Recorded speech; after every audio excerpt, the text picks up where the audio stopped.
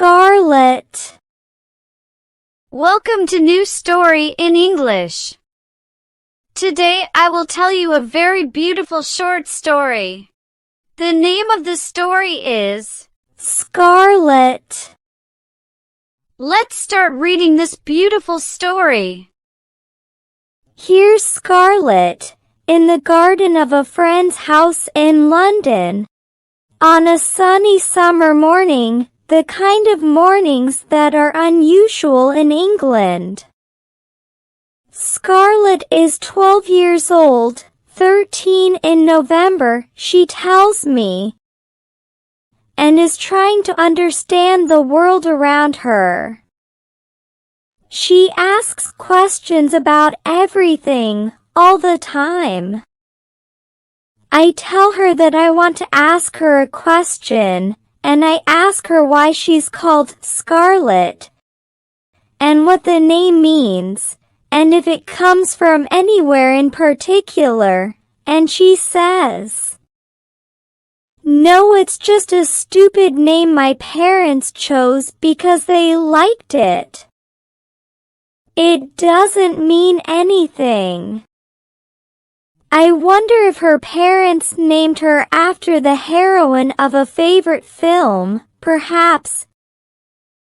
But then again, I know her dad and this sounds unlikely. I think they probably chose it just because they liked the sound of it. Scarlet is worried about changing school after the summer. She worries that she's too short for her age and that the other children at the school will make fun of her. She shows me some pictures of the school she is at now, and her classmates. I look at the picture and it shows children of all heights and shapes and sizes. Some are tall, some are short. Some are fat and some are thin. Some are black and some are white, and most of them are somewhere in between. Some have red hair and some have blonde hair. Some have long hair and some have short hair. I tell her not to worry about the new school. Tell her that she'll be okay. And ask her about the new subjects she'll be studying. She tells me that she's worried about learning French. And I tell her not to worry, that it isn't a very difficult language.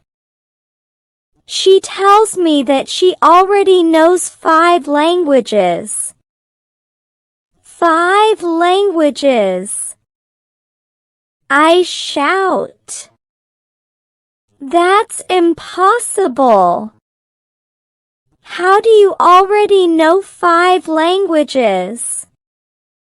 Because I've got 5 languages in my body, she says. I ask her what she means, and she starts to tell me the story of her family.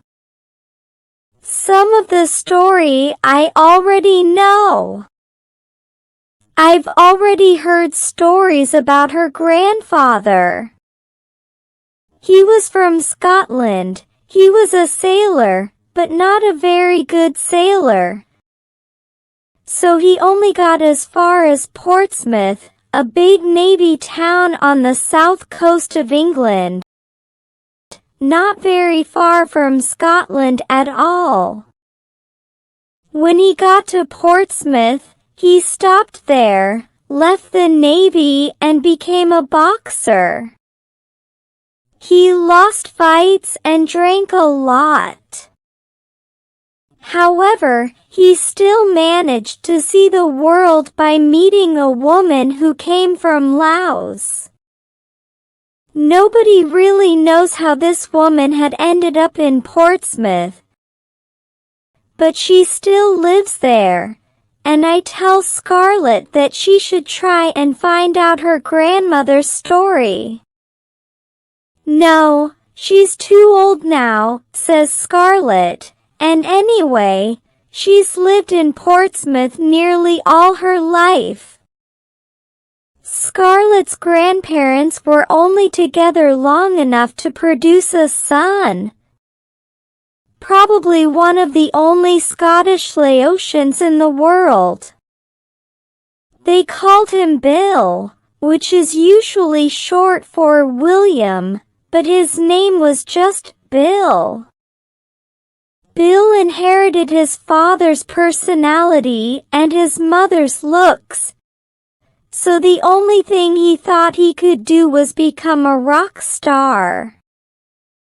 He never really managed to become a rock star, though, so now he works as a graphic designer. I don't know Scarlett's mom, so I ask her to tell me about her mom. My mom's Polish, she says. Well, not really, because she was born in Brighton, but her mom and dad are from Poland. But they've lived there, like, for always. But I know that her mom was from somewhere that was Germany, and then became Poland, so she's really German, I suppose. So that's another language that I've got in my body. I ask Scarlett if she can actually speak all the languages that she says she has in her body, and she looks at me like I'm stupid. Of course not, she says. But I've still got them in me. We count up her languages: Scottish, Laotian, German, Polish. That's only 4. I tell her. No, there's English too. Of course there is, I say.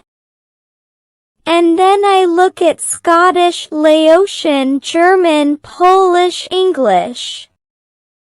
Scarlett, with her name that comes from nowhere, and I ask her, "And you, Scarlett, where are you from?"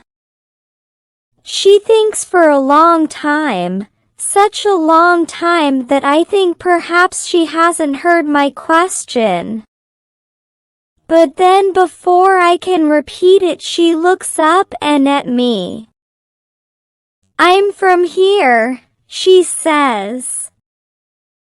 "I'm from London." The end. Hope you have enjoyed the reading. Don't forget to like and subscribe to the channel. And find more fascinating and exciting stories from the description below the video.